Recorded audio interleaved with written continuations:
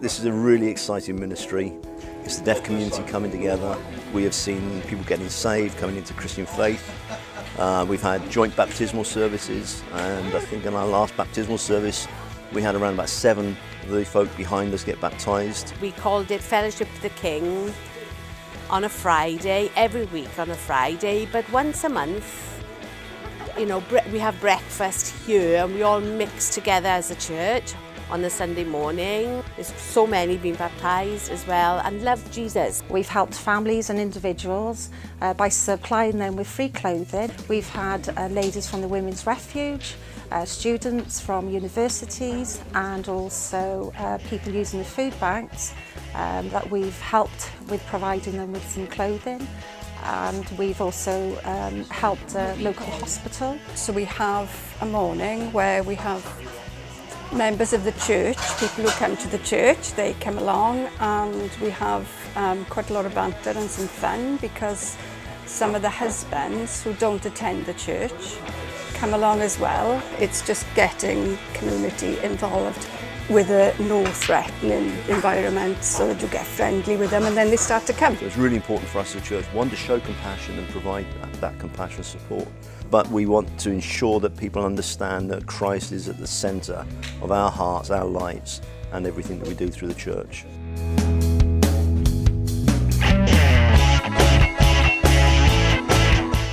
So we at Hope are a church with 4 dreams. One of those dreams is to be a place of hope for people on the margins of society. And so we're always involved in work with the homeless, people coming out of addiction or prison backgrounds in the city.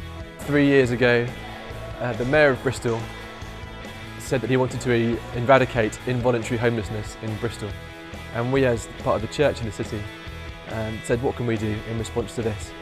So the churches together in Bristol have joined to host a night shelter across the coldest nights of each year.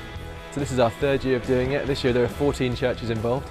Sunday night is Hope's Night, when we convert the hall here into beds and a home for the homeless. And we have about 12 guests here on each of those Sunday evenings. It's great because I know exactly what they've been through and what they're going through, and to give them a bed and a warm meal, I know what that will mean to them. I find it's actually my favourite night of the week is coming here and spending time with people that just are completely different to me, but we just have a great time, just chatting, just having food together, just as like a little mini community almost, playing games, cards, so it's just a really refreshing and a just joyful time of the week.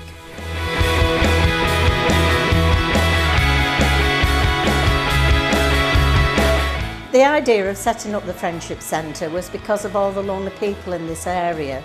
In addition to the fact that people can come and have a good quality home-cooked meal at a reasonable price, there is also the opportunity to socialise. People who've got various different needs will come, and they feel that this is a very friendly environment in which to come. I run a special school for children with autism, which is just round the corner from the church. And my son Philip, when he graduated from the school, he needed a special package of education, and his volunteering here is part of that package, and it makes a really big difference to him because the people here just naturally know how to support him, even though he's got a diagnosis of autism. It stops me from having the mood disorders creep upon me like they used to. It gives me a lot of direction, which it would be a bit uncomfortable without. So now I am 5 years in this church. This is my family now.